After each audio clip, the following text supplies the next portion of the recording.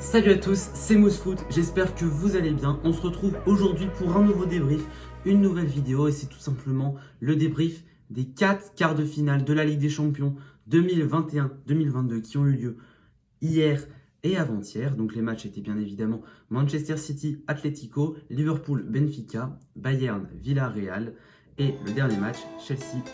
Le premier de ces 4 quarts de finale opposait Manchester City à l'Atlético de Madrid. Le résultat a été de 1-0 pour Manchester City au match aller grâce à un but de Kevin De Bruyne et le match retour a fait 0-0 au Wanda Metropolitano à l'Atlético.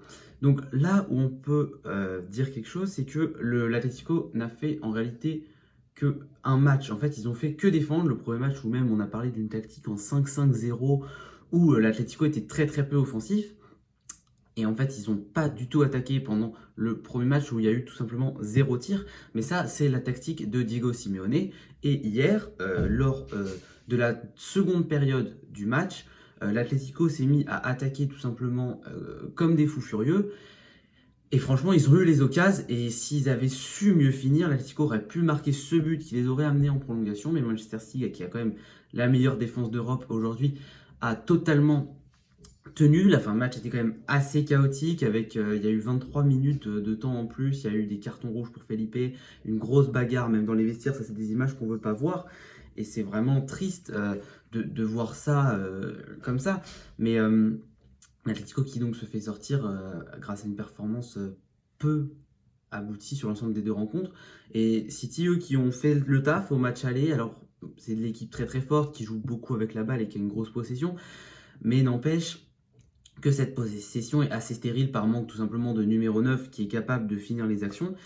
Et c'est la raison pour laquelle City ne s'impose que 1-0, mais ça suffit. City qui, par rapport aux autres années, Pep Guardiola n'a pas craqué, n'a pas forcément inventé de tactique et a su maintenir ce résultat. Bon, même si sur la fin de match, ils ont été un petit peu en panique et comme je l'ai dit, l'Atlético aurait pu gagner, mais Manchester City qui s'impose et qui va en demi-finale pour la deuxième fois consécutivement, peut-être même la troisième fois. Oui, c'est la troisième fois consécutivement. Et Manchester City, c'est logique qu'il soit là parce que l'Atlético n'a vraiment quasiment rien pour. Le second match opposait Liverpool au Benfica. Liverpool qui s'est imposé au match aller 3-1 et qui a fait 3-3 au match retour. Donc en fait, le résultat du match retour, c'était un match un petit peu fou où Liverpool était en gestion parce qu'à la mi-temps, ils sont à 2-1. Donc voilà, ils sont qualifiés, ils ont 4 buts d'avance. Donc Liverpool a été en gestion. Le match aller de Liverpool, en fait, c'est ça la force de Liverpool, c'est que le match aller est très très fort avec les titulaires, avec Salah, avec Mané. Et en fait, l'équipe était tout simplement trop forte parce que sur le match retour, on a vu des joueurs comme Tsimikas, comme même Firmino qui était titulaire alors que d'habitude, voilà, Milner, c'était pas les remplaçants, mais quasiment, c'était une équipe pas B, mais une équipe A bis qui a tout simplement réussi à éliminer le Benfica. Konaté, défenseur central, 21 ans, 1m92, français, qui s'impose de plus en plus à Liverpool. Et quand tu vois Konaté Van Dijk, c'est assez fou. Il marque sur corner, c'est une arme exceptionnelle pour Liverpool qui a marqué hier 2 buts sur coup de pied arrêté. Les latéraux, que ce soit Alexander Arnold, Andy Robertson ou même Tsimikas, ont des pieds magnifiques pour tirer les corners et ça fait que c'est une arme totalement folle. Liverpool qui en fait est une super équipe parce que ce soit l'attaque où ils ont énormément d'attaquants, que ce soit Firmino, Jota, Luis Diaz, Sadio Mané, Mo Salah, ils ont toujours une attaque de feu et les latéraux, le milieu, la défense, c'est une équipe très complète qui a su totalement battre Benfica, un coach magnifique et c'est moi j'en fais mon favori même si ça va jouer contre City, ça va être très très chaud. Benfica quant à eux qui ont une équipe jeune mais c'est une très belle équipe. Darwin Nunez, alors 22 ans, attaquant uruguayen, il est extrêmement fort. Il a mis un but au match aller, c'est lui qui a marqué. Et hier, il a mis 3 buts, il n'y en a qu'un qui a été accepté. Mais il est totalement parfait face au but, il finit quasiment à chaque fois. Le Benfica qui a su rivaliser avec Liverpool sur une grande partie du second match. Voilà, ça n'a pas suffi parce que Liverpool était en gestion, comme j'ai dit, que s'ils avaient voulu jouer, ils auraient fait comme au match aller. Mais Darwin Nunez, qui est vraiment un top joueur. Après, dans cette équipe, on a des joueurs d'expérience comme Vertonghen, Otamendi. Mais Darwin Nunez, on va en entendre parler. On va entendre parler d'Mbappé, de Haaland parce que Mercato, Pogba, mais alors Darwin Nunez aussi va partir de Benfica. On dit que Manchester United, le PSG, l'Atlético, Chelsea sont positionnés, tout le monde se positionne. C'est un joueur jeune qui est fait pour la troisième match de ces quarts de finale et elle est là la surprise. Villarreal, Bayern Munich, Villarreal qui se qualifie 2-1 sur l'ensemble des deux matchs. Ils ont gagné 1-0 au match aller et un partout au match retour. Ce qui est assez fou, c'est que le Bayern, en fait, au match aller, se fait surprendre parce qu'ils attaquent énormément et Villarreal a beaucoup d'occasions. Et donc, forcément, va marquer à domicile. Et en fait, le Bayern, au match retour, fait un petit peu la même chose, attaque énormément, mais cette fois-ci, le Villarreal n'a pas beaucoup d'occasions et c'est sur un contre qu'ils vont les fusiller avec Chukwueze qui va tromper Neuer quasiment en 1 contre 1. Et en fait, le Bayern a payé par un manque de réalisme. Quand même, ils ont 5 attaquants, ils ont Robert Lewandowski, mais 5 attaquants, il y a un déséquilibre total. Le bloc était coupé en deux. Kimmich et Goretzka ne pouvaient pas tout simplement compenser les erreurs, enfin les placements. Et donc la défense se retrouvait totalement seule. Et donc une attaque à 5, c'est quand même trop osé. Et en fait, c'est Nagelsmann qui s'est planté. Et Nagelsmann qui est un jeune coach, il n'est pas encore expérimenté, c'est normal, il apprend le métier. Mais là, il fait quand même une erreur. J'ai trouvé qu'il était assez arrogant, que cette équipe était arrogante, qu'ils ont pris Villarreal de haut. Et de toute manière, le Bayern était en malforme, pas en malforme, mais était moins en forme depuis un certain temps. Donc c'est sûr que cette équipe, voilà, je ne parlerai pas d'une fin de cycle, mais on a vu les faiblesses de cette équipe cette année, l'année dernière même, avec l'élimination en quart aussi. Donc voilà, Lewandowski, il y a pas mal de rumeurs quand même. Lewandowski, retenez bien, je suis pas sûr qu'il reste au Bayern la saison prochaine. Faut voir, rien n'est encore sûr, mais voilà, Villarreal, quant à eux, qui fait 7e de Liga, c'est leur 2e Ligue des Champions et c'est leur 2e demi-finale. C'est une super équipe.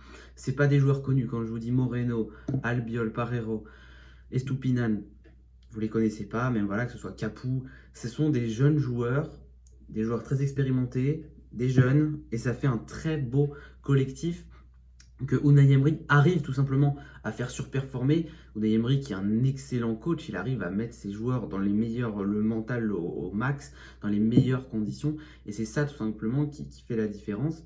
Et Villarreal qui est totalement la surprise, mais qui continue de créer la surprise en jouant leur jeu avec leurs moyens. Ils font ce qu'ils peuvent, mais comme quoi dans le foot, ça ne sert pas forcément à quelque chose d'avoir les joueurs les plus payés. Il suffit simplement de bien savoir jouer au foot et d'avoir le mental pour bien jouer au foot. Et le dernier match de cette quart de finale de la Ligue des Champions, qui était sûrement le plus fou, c'est celui qui a opposé Chelsea au Real Madrid. Match aller 3-1 pour le Real à l'extérieur, triplé de Karim Benzema. Et match retour 3-2 pour Chelsea. Alors ce qui est assez fou, c'est que sur le match aller, Chelsea fait un très mauvais match, mal organisé, pas de pressing, ça va pas. Ils perdent 3-1, Benzema est dans une forme incroyable, le Ballon d'Or ça arrive dans longtemps, mais Benzema franchement il est pas loin, c'est le meilleur attaquant du monde, c'est peut-être le meilleur joueur du monde actuellement, il est dans une forme mais complètement folle. Donc il met 3 buts au match aller et Chelsea est pas là. Match retour c'est pas du tout le même match. Chelsea revient parfaitement et il y a 3-0. Chelsea est à 3-0 et il marque un 4e but de Marcos Alonso, refusé pour une main. On commentera pas, mais certains diront qu'il y a main, certains diront qu'il n'y a pas. Moi, je considère qu'il y a main parce qu'il est quand même dans la surface, mais c'est extrêmement limite. Et derrière, le Real qui va aller chercher ce match à l'expérience, au mental. Modric qui sert Rodrigo, extérieur du pied magnifique. Et derrière, Benzema sur un centre de Vinicius qui crucifie Chelsea. Chelsea qui s'est un petit peu effondré parce que en fait, ils ont joué quand même au final un match sur 2. Ils ont joué que le match retour. Donc évidemment, tu ne peux pas te qualifier parce que Chelsea était plus fort que le Real. Mais le Real a un tel mental, une telle expérience. Ils ont su gérer le match, gérer les moments importants du match que forcément, ça a fait la différence.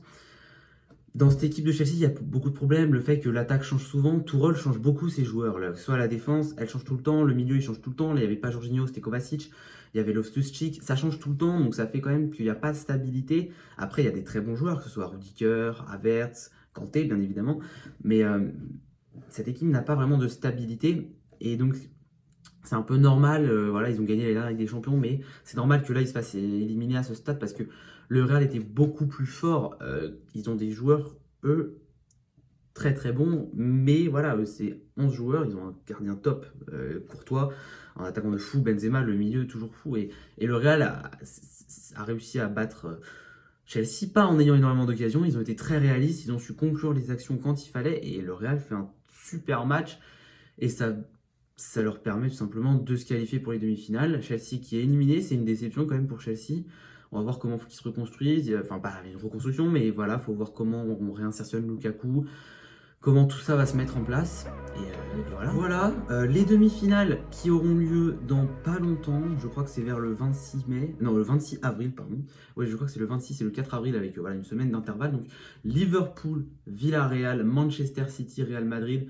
Je dois avouer que si on en est logique, ce serait Liverpool City en finale, mais ce que vous savez tous, c'est que dans le foot, il n'y a pas de logique, le foot est totalement magique, tout peut arriver, comme voilà, Villarreal qui élimine le Bayern, donc on va avoir deux demi-finales de feu, ou encore ces quatre équipes vont se rendre coup pour coup, les joueurs vont être là, Benzema, Mahrez, Mohamed Salah, ça va être tout simplement incroyable. Donc voilà, j'espère que ce débrief vous aura plu, n'hésitez pas à vous abonner, à partager cette vidéo, et on se retrouve bientôt pour un nouveau débrief.